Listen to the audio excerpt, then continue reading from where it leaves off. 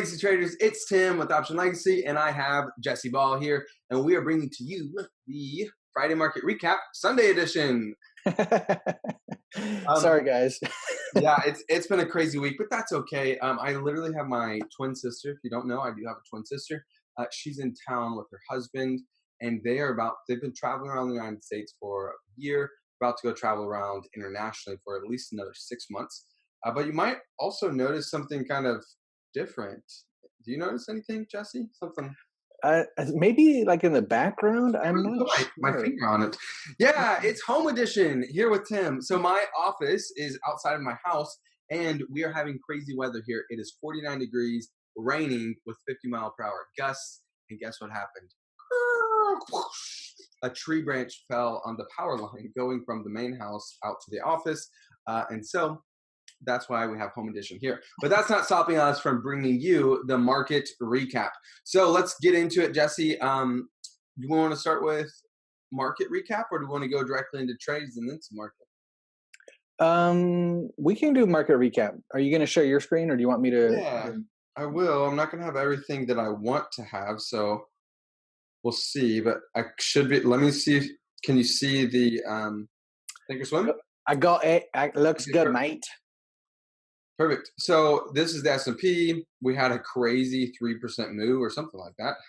What was the move? It was 3.3%. Yeah, 3%. Yeah. For the week, and then or for the day on Friday we closed here. And something that's interesting is we're down here. All of our indicators, the relative strength index is moving up, stochastics is moving up, and even MACD is moving up while implied volatility is coming out. And then we have a 3% move in the actual markets. What I like about it, let's see if I can. I want to zoom out a little bit more. Is it sitting right at the 50-day simple moving average? That orange line sitting right at the 50-day simple moving average. This could prove as a point of resistance, and it could continue downward. That's a little unlikely, seeing that it hasn't really used the 50-day simple moving average that much as a support or resistance in its recent history. So we see it kind of come close to it, but it hasn't really used it as a solid. What it has used a few times is this gray 100-day simple moving average. And so that's really my next point of contact that I'll be looking for I expect we'll move to the upside up to this 100-day. Then we'll see this will be a defining price point around the 275 for the SPY. However, doesn't mean we could use this 50-day simple moving average and bounce down. However, Monday we should have our verdict. And that's my synopsis. So what do you think, Jesse? Yeah, I think that we definitely saw a ton of strength on Friday with that jobs report that came out that everybody got super bullish on. I mean, it ridiculously turned around the Dow and the Qs like crazy. So the NASDAQ, I was just very surprised. And when I opened up the platform after the close, I was like, no way. It shocked me, literally shocked me at how big of a move it was, because I was thinking we were going to be going down on Friday just based off the open. And then I haven't looked at it since after the close, and it was up. So I still think that there might be some continuing strength there. We'll see about that 100-day moving average gray line if it uses that as a resistance point. But I'm looking forward to maybe some option premium getting sucked out this week. That's what I really am hoping for, because then a few of the other trades we have on in Suzy Trade Alerts will come off for winners, and then I can deploy some capital elsewhere. But that's what I'm hoping for next week. Yep. And with implied volatility coming down, that will suck out option premium. So we'll see. I think with the government shutdown continuing on in the U.S., United States-wise, and then China, and United States talking, and at least Trump, the president, saying that it's going well, could give us some news. I think we're going to get away from these strong moves, and I'm thinking we're going to level out with smaller percent moves. If you look back at the average true range, I mean, just look at it for like most of last year. It's, down here in the $2 range. And then since basically October, it's just been skyrocketing up to the $6.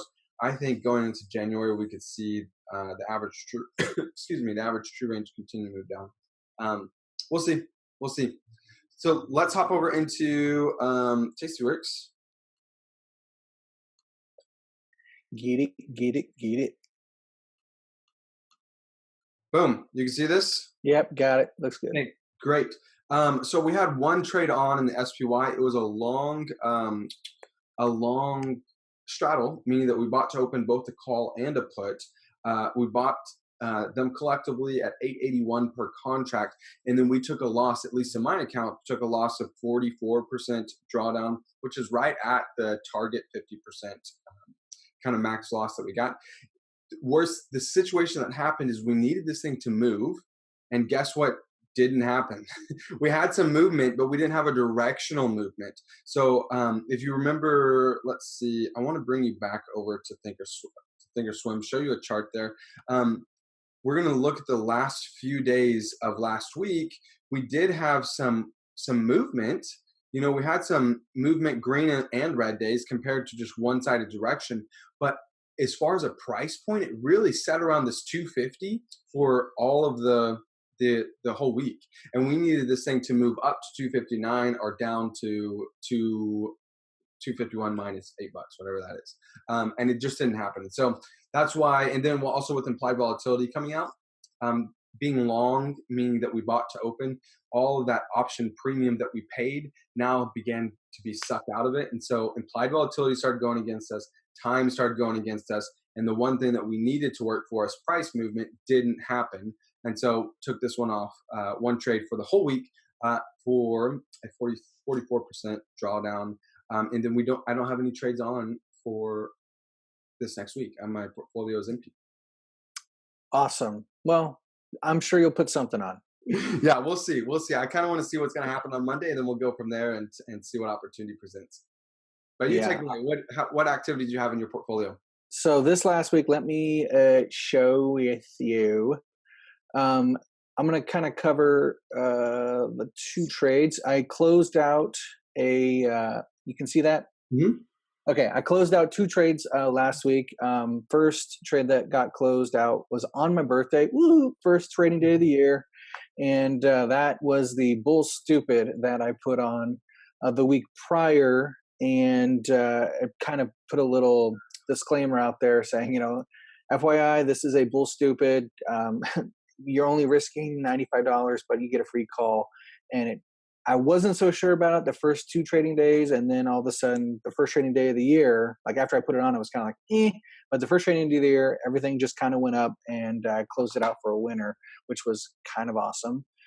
This Moo trade was a 33% ROI. That was a $32 winner in total. So we made money on both the credit spread that we sold, and we made money on the long call. So we made, the trade only wins if it goes up, being that it's a bull trade. So it went up, and therefore we took our winnings and ran. The second trade, 30-something return on investment in 2 days. Yeah, 33% return on investment. So it was, it was pretty cool. Yeah. It was kind of like why not? I wanted to put something on. It was kind of like the only thing that looked good at the time, and it was worth it. And it was a low price underlying. So Moo is like trading in the $30 range. So it's super chill. McDonald's. Okay, so this was a slow burner grandpa trade that we put on. This was a 38-day trade that we put it on 38 days before, and it was taking a lot of buying power. So I was kind of anxious for this thing to come off, because I had been seeing the profits just kind of sit around 20 to 30%. I was just kind of like, come on, I just need a little bit more decay. Was getting impatient, but when volatility got sucked out on the 4th, the McDonald's trade, I had a GTC set for 50% of max profit at $53, and it triggered all by itself pretty much 20 minutes almost after the open, or 20 minutes after the open. So that was kind of like a happy $53 winner there. This was just an iron condor. It took buying power. What's the percentage return on investment? Percentage return on investment is 13.4%. And we were doing the I was at Tim's house and we were doing the math, and that was like a dollar something, a dollar 12 a day, Mhm. So when you think about the speed and rate of portfolio growth, for me it wasn't ideal, even though I'm happy it was a winner. I mean, it was $53. I can't complain. I mean, that's a tank of gas or two, depending on your car. But it it was a winner, but I actually expressed some kind of like, I wish it was a faster winner, like more like in the 20-day range, or even the 15-day range would have been nice. But I mean, this was a grandpa trade, and it was kind of like a set it and forget it. And I set it and I forgot about it, and it came off for a winner, and that was pretty awesome.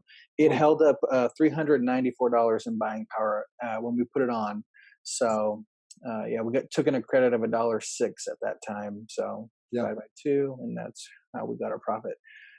So that was it. I have a couple trades on at the moment. I have two other iron condors and that poor man's covered call, and we'll go over those when we talk about the Suzy Alerts trades. Perfect.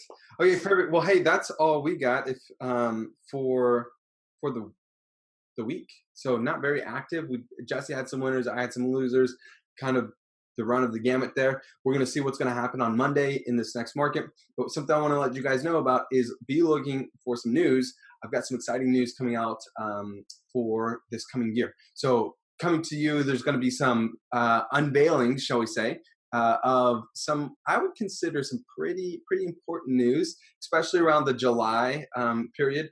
It'll be pretty fun. So stay tuned for that. And then this will end the segment for our Friday market recap, Sunday edition. And we'll see you in the next video. And for all of our Suzy Trade Alert subscribers, stay tuned and we'll come back to you for some breakdowns of the rationale for the open trades that we have. Till then, let's build a legacy. I'll see you in the next video.